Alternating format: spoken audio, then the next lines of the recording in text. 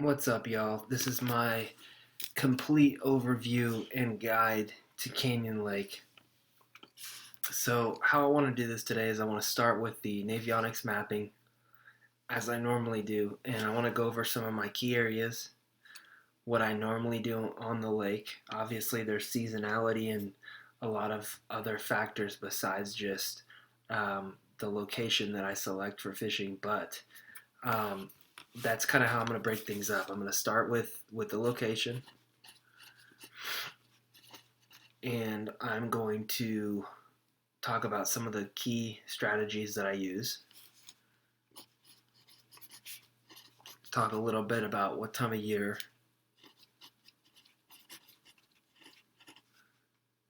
and kind of how I think about this lake. What are the best ways to catch big fish, and um, how would I do it, or how would I go about it if I had to, you know, prepare for a tournament or just go fun fishing.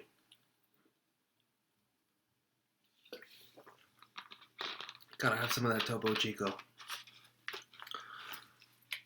So, where do we start here? Let's take a look at the topographic mapping and talking about some of the locations. There's two different ways that I classify location. There's areas that are accessible, like from the bank, and then there are offshore areas.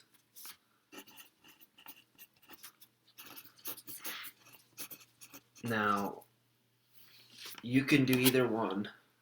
Majority of the time, it's just when the bite gets difficult during the summer or the winter, it's easier to find more groups of fish offshore, but you can still catch them from the bank. So let's start with areas accessible from the bank. So what are some of the areas that I think are the best on Canyon Lake? Remember, this all has to do with seasonality too. It's not just like you can't just hit all these areas and think that they're all going to be good, because there's times of the year when they work and there's times that they don't.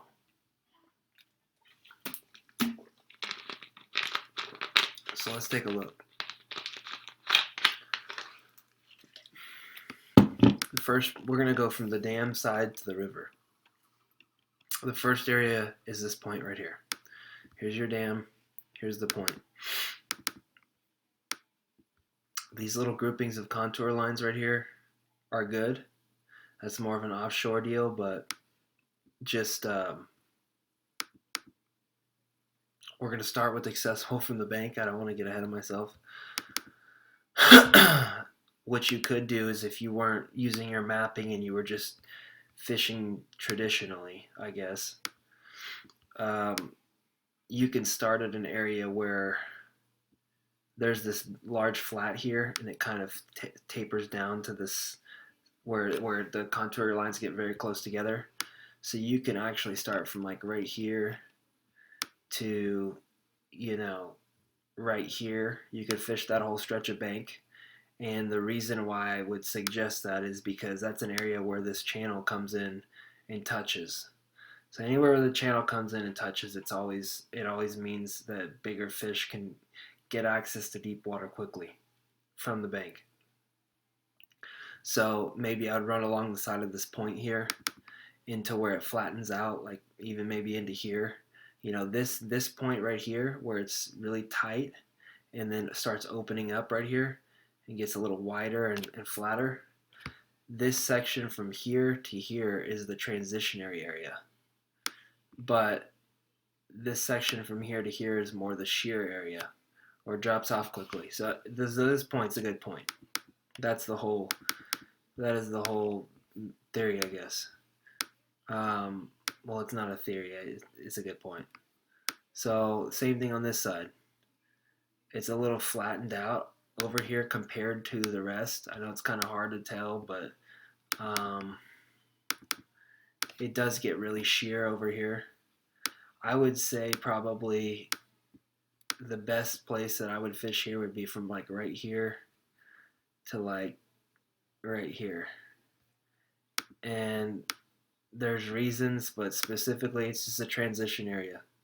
You know, shallow to deep, you have shallow to deep in a quick distance. And what I mean by that is quick distance from off the shore from here to here. It gets deep really quickly.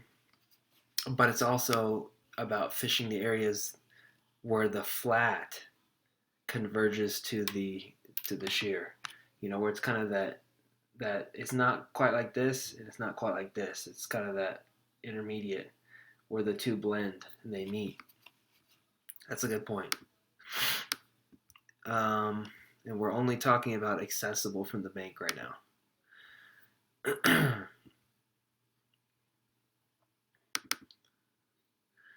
Let's take a peek here.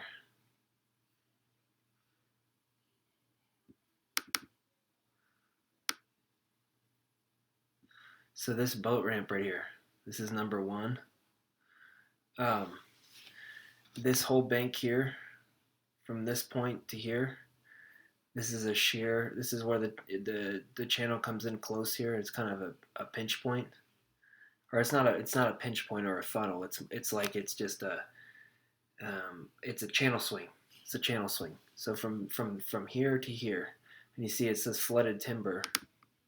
So this whole area right here has a lot of flooded timber in it, and it's got rocks, and it's, you know, in this whole area, if you were to look at pretty much this circular area right here, it's where the channel comes in, swings in tight.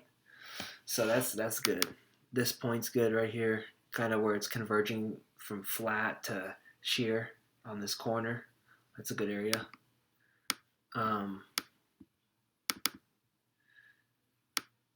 This side of the point, so where did we go from here? So we went over here, over to this point. There's Turkey Cove right here.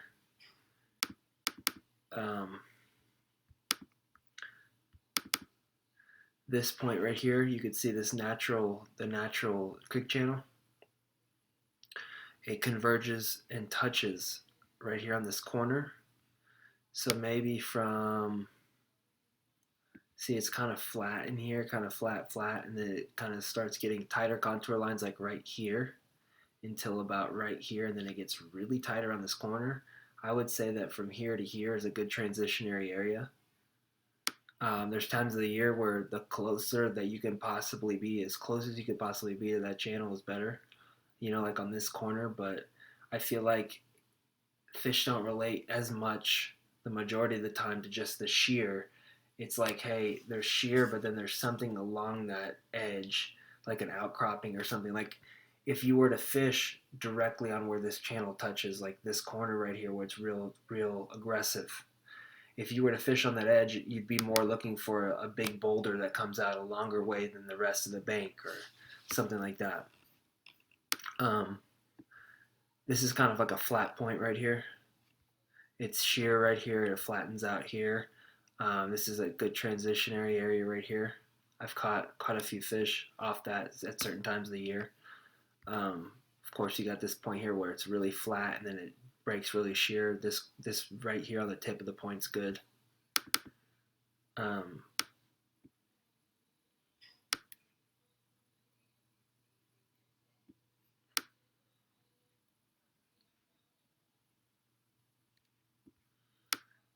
So this is all accessible from the bank. This is everything I'm showing you is accessible from the bank.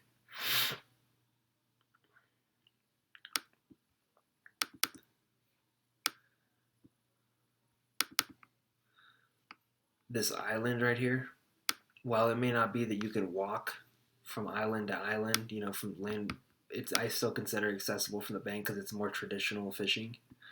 But this island is good because this creek channel swings up right next to it. So there's tight contour lines, and the corners, like this corner and this corner, are excellent because they have that, once again, that transitionary area where it gets really sheer right here, and then it flattens out on these corners. And so that's kind of, it's a transitionary area. So those corners are good. You have this, well, that's not traditional shore fishing. Maybe this point right here where that little fishing icon is, that little attractor icon, that may be a good corner because it's sheer here and it flattens out. this whole, you can see that this channel hugs this whole area. It comes in tight to this arc.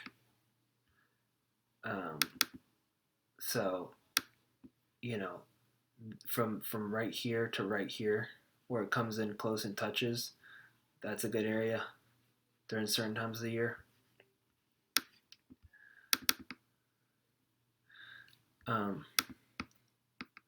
It's kind of hard to really get a good feel for it, and it's not super visual here, but it's very, very tight right here. Everything is very sheer, and it flattens out around this corner. So maybe from like right here to right here, it's that transitionary depth. You know, I'm always looking for transitions and shallow, close to deep. That's super important.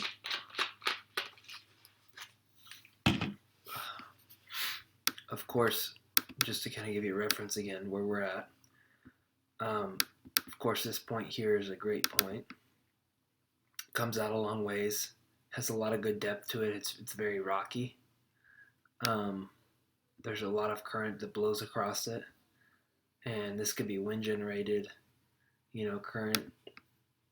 And so it's just really, there's a lot of bare spots and rock, hard bottom. This from right here to right here, that's a good transitionary area. You see how it kind of curves in a little bit right here. You can just kind of see the irregularities, There's one like right in this area where it kind of comes in, and it hooks back out. This corner right here is probably pretty good. It comes up close to this flat on top, this little high spot area right here. Side fish right in here, right in from here to here, in here.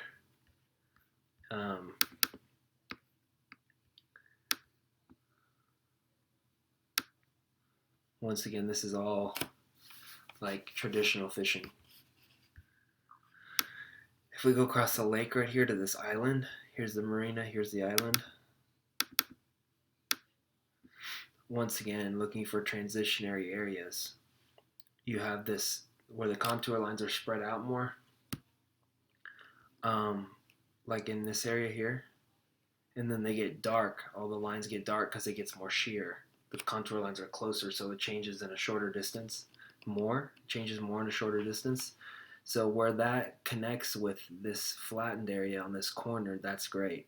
And also there's a lot of wind that pushes this direction, so they can get on the back side of the island on the tip here and ambush bait coming from this direction. It's pretty awesome.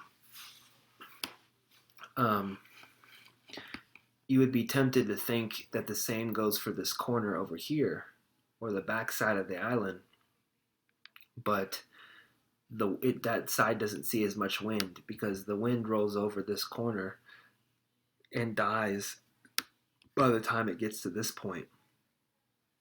And a lot of this water back here isn't fresh. It doesn't turn over as quickly. It's not as oxygenated. It's a little still back here behind the island, and not as much food is being moved through that section. So that's why this side is better. Specifically like the front right here where it gets bombarded with wind in more of the mild times of the year, like fall and spring, this may be good. But in the harder months, this corner is better. This is still traditional, fishing. This area here is pretty good, from like here to here. The channel comes in and touches, but I would, like, if I was really looking at it and wanted to focus in, again, I'm going to look for, kind of a transitionary area. So you've got, it's kind of flat here and it gets tight here. I may fish like right in here. I may fish, it's a kind of a little different from about here to here. Not really so much in this point. I mean, I would try it, but I'm just looking for subtleties, little differences.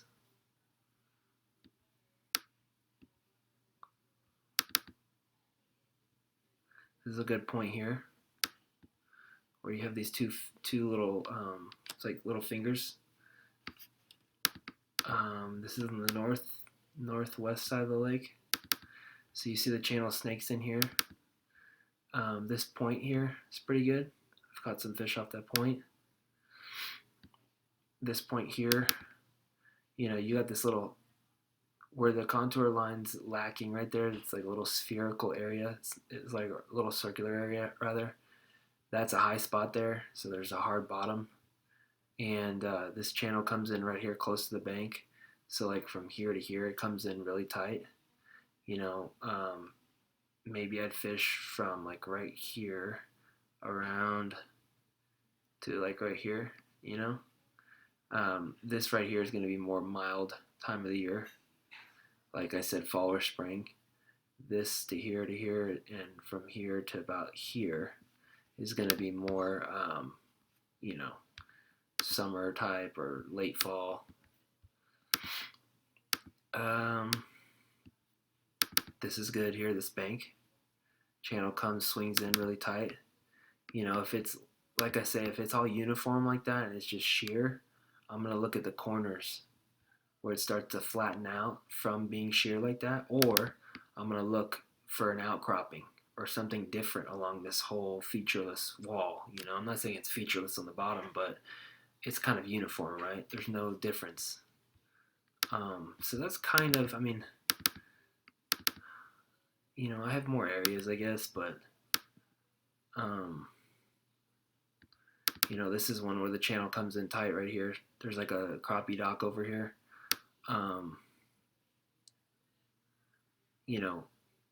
Flat, and then it gets sheer here at that point. I don't know. These are just all, if you're going for accessibility from the bank, or you're fishing traditionally and you're not super comfortable with your electronics, you can do this and catch quality fish.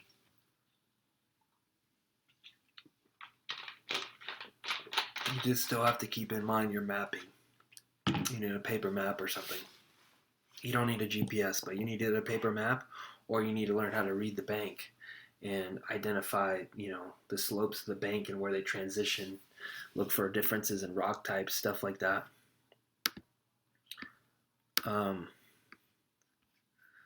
So then, what else? Okay, so offshore areas.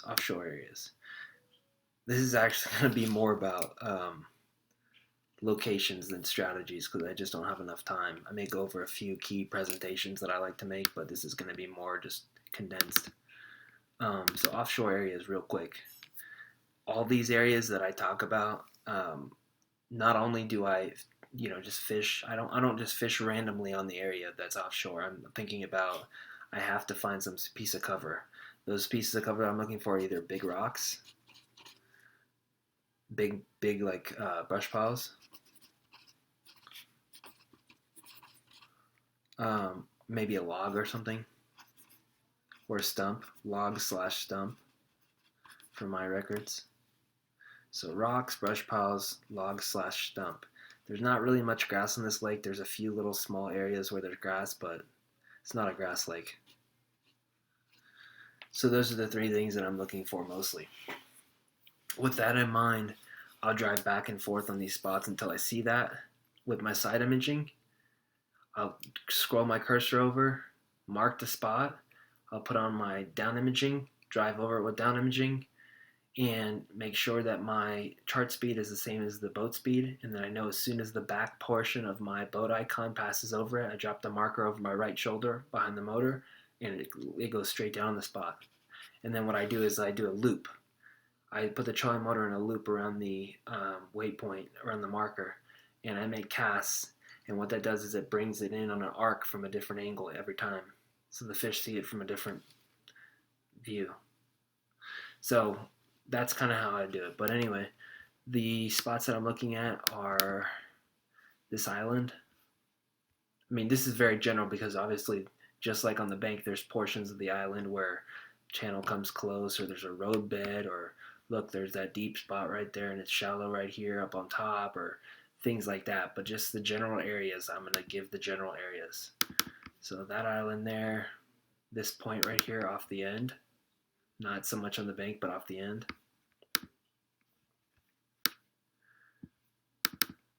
There's some areas over here. Obviously, there's some fish icons here. Um, those are just Parks and Wildlife established brush piles that are, some of them are old, and haven't been refreshed for a while. Some of them have. But that was a project that they did a while back. So you could find some brush piles that way. But there's also, don't limit yourself to just the areas where the red location icon is, because then it's just like you're fishing for all the same fish as everybody else. There may be fish on them, but you have to also drive around these areas and realize that they're placed in strategic locations, and there may also be people who have put similar type of brush piles out more recently, maybe, in these same areas where there's contours. But that's a good starting spot if you want just to hit some of these little red areas, and try to graph and find the brush piles. That's a good idea. See, there's one off of this little island right here. This is the island that I really like, but there's one off this island. Depending on the water level, it could be pretty shallow most of the time, but that's a good area for offshore stuff.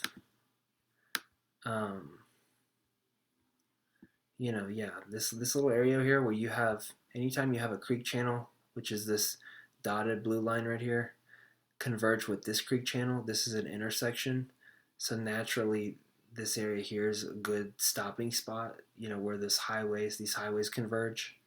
It's a good feeding area. These are apparently fishing hotspots or something that they've marked here. I don't think they're all brush piles.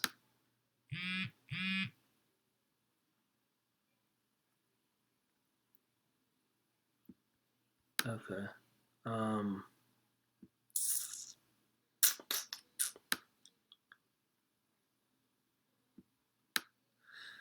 This is a good area here. Here's a marker. You've got this point, the creek channel converging into this point. So maybe you want to graph all the way down this edge here. There is that insignia there that there's a brush pile, but like I said, it's not. You can just run all these brush piles. The first thing is you can run all these brush piles, and you could say, hey, let's just do that. Let's just do that for the day. We're just going to run brush piles. But you're not, what I'm trying to get at is that you have to take into account what time of the year it is, and, if the brush piles were put in a position that's more suitable for summer, or if they're put more in one for pre-spawn or fall, or, and all that comes with experience. But, it's hit and miss. You don't know how fresh the brush piles are, which is what I had pointed out earlier. So you want to look and keep in mind, how new they are. If there's, bait in the area, if you see bait on your graph, if there's activity, don't drive over the brush pile and you don't see anything most of the time. You don't see any signs of life. There's really no point of stopping. Even though you say, oh my gosh, I can see it on the fish finder. It looks so beautiful. There's a brush pile there. It looks so clear on this $1,000 graph. You're wasting time.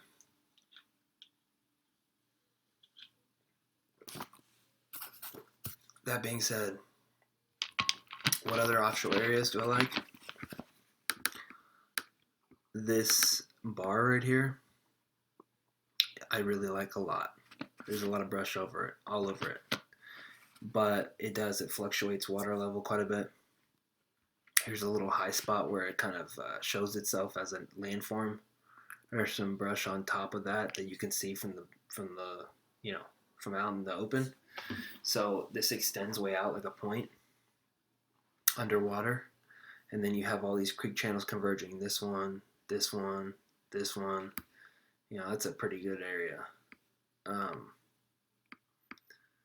Where else do I like over here?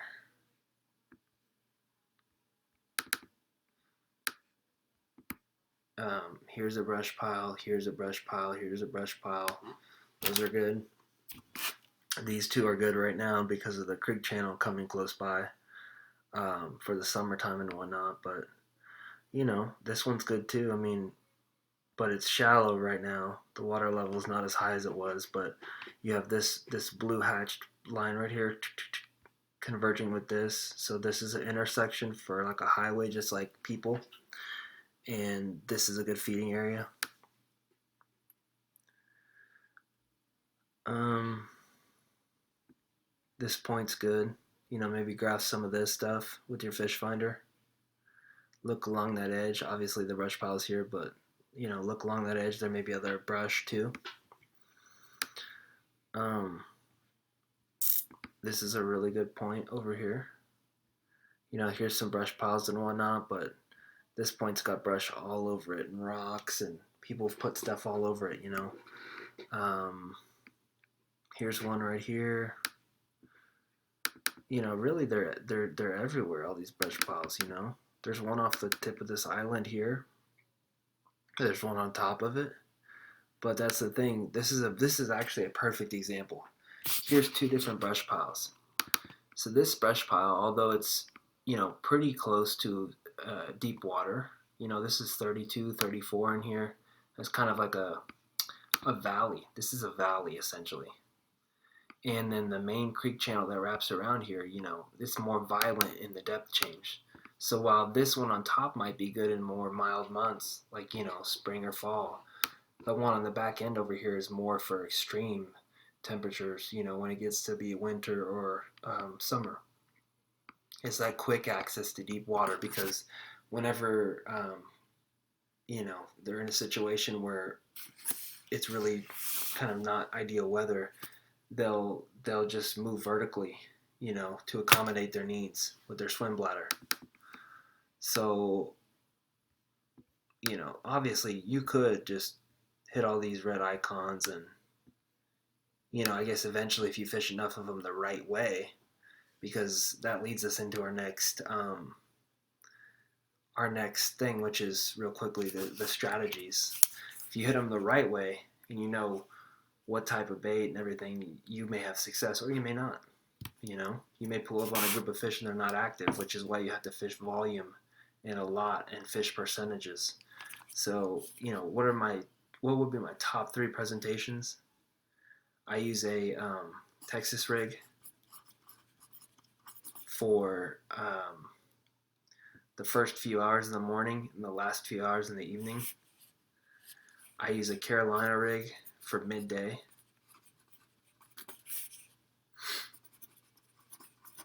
The reason is because the Carolina rig has the weight separated from the bait quite a big distance, so that it's more of a lazy glide, and a lot of time in the middle of the day they're resting. So Texas rig's more active. The weight's right, it comes with the bait quickly. Weight falls, bait falls.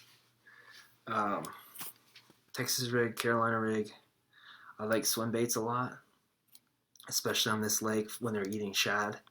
I throw maybe like a 5-inch swim bait or something with a clear color, and you can throw that on a swim bait hook that's like the swim bait itself with an exposed hook, or you can throw it on a Texas rig and kind of bury the hook a little bit.